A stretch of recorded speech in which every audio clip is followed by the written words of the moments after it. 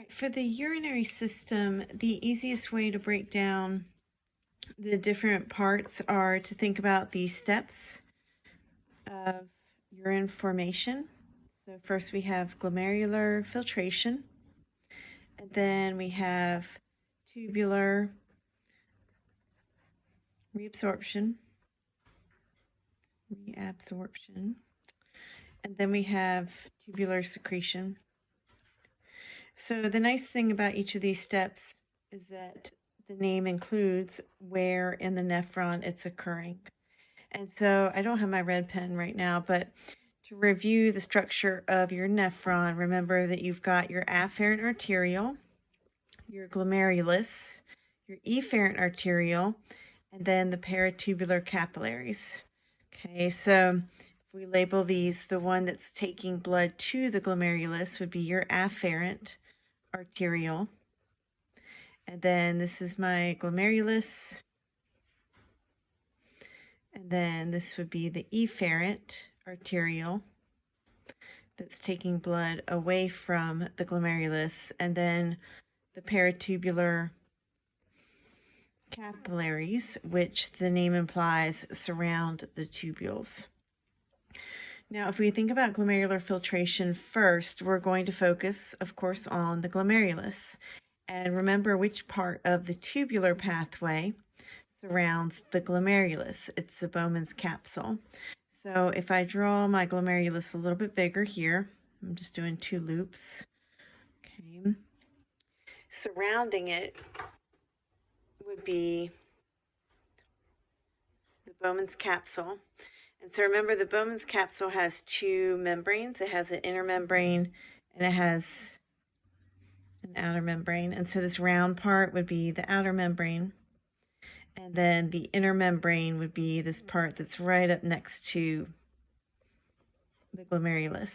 And so on page 386, they talk about the filtration membrane, which is what you see at the interface of your endothelial cells of the capillaries and the inner membrane of the Bowman's capsule, which is where you've got podocytes. And so that creates a filtration membrane. Now, as far as glomerular filtration goes, there's a couple different parts that we have to think about. So the first part, we already talked about the filtration membrane. The other part is the Starling forces, and so you've got your hydrostatic pressure of the capillaries and your osmotic pressure of the capillaries. Hydrostatic pressure of the Bowman's capsule. Now that's very specific. If you were thinking about any capillaries anywhere, this would be the hydrostatic pressure of the interstitial fluid. So I'll put an IF there for interstitial fluid. And then the osmotic pressure for the Bowman's capsule, interstitial fluid. And so for each of these, we want to know a couple things. What does it do to filtration? Well, this is our main driving force for filtration, so this is going to increase it. The osmotic pressure of the capillaries, this is going to be a pooling force that's exerted by solutes, so this is going to decrease or oppose filtration. Then outside of our glomerulus, we've got a hydrostatic pressure that's pushing, and essentially it's pushing back on the glomerulus, so this would oppose filtration. And then our osmotic pressure outside of the glomerulus would have a pooling force, and so that's going to help filtration. That would favor it. Now, in terms of examples, and you'll need to know examples, like where do these forces come from, basically. So this could be our blood pressure. It could be the amount of blood volume that's arriving to the glomerulus. That both of these things, if they increase, they're going to increase that hydrostatic pushing pressure. Our osmotic pressure, this could be things like plasma proteins. If they increase, that would increase our osmotic pressure. If we're outside of our glomerulus, things that would increase the hydrostatic pressure would be something that would increase the amount of fluid in here. Okay, so if something gets blocked in your tubular pathway, let me just draw the tubular pathway. There's the Bowman's capsule and our proximal tubule, and then our loop of Henle, and then distal tubule, and then collecting. Okay, so this would be the loop, distal, collecting, and then this is the proximal tubule. So just imagine that if you have a blockage somewhere in this pathway, that's going to cause your fluid to back up, and that would increase the amount of fluid that's pushing back on our glomerulus. And so this will be our fluid in the Bowman's capsule, and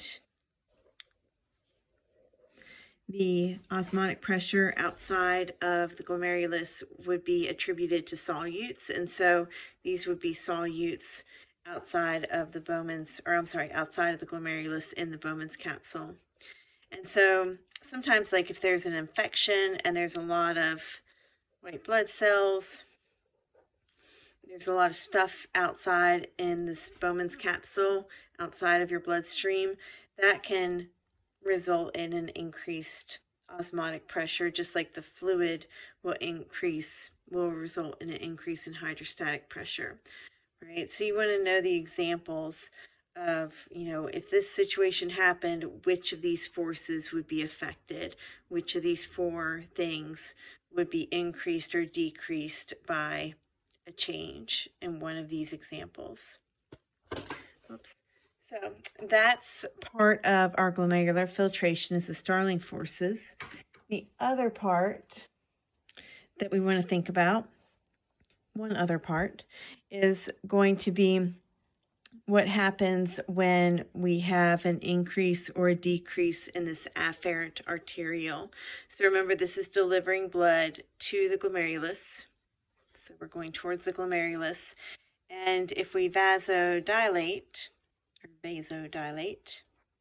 more blood is going to arrive at that glomerulus, and so this is going to increase the hydrostatic pressure inside the glomerulus, and so it's going to increase the rate at which things are pushed out of the bloodstream and into the tubules, and so it would overall increase our glomerular filtration rate.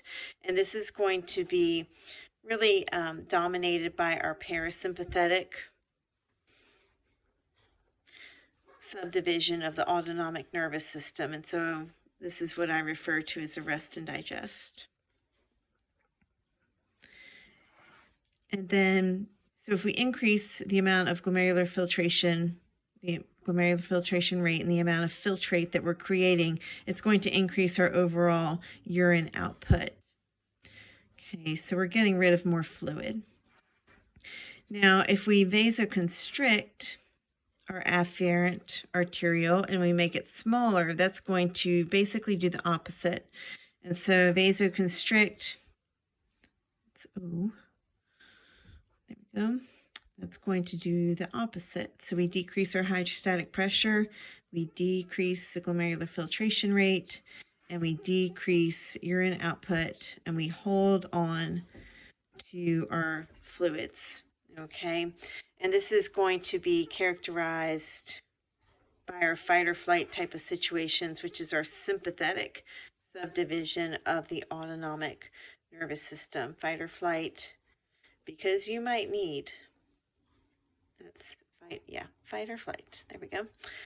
You're going to need those fluids in an emergency situation. So we want to decrease these things and vasoconstrict our afferent arteriole up here. And so there's a summary of this effect on glomerular filtration rate. It's called the baroreceptor reflex because it's the baroreceptors that are detecting the volume in your afferent arteriole and how much blood it's sending into the glomerulus. So the baroreceptor reflex is summarized on page 389. It's figure 13-7.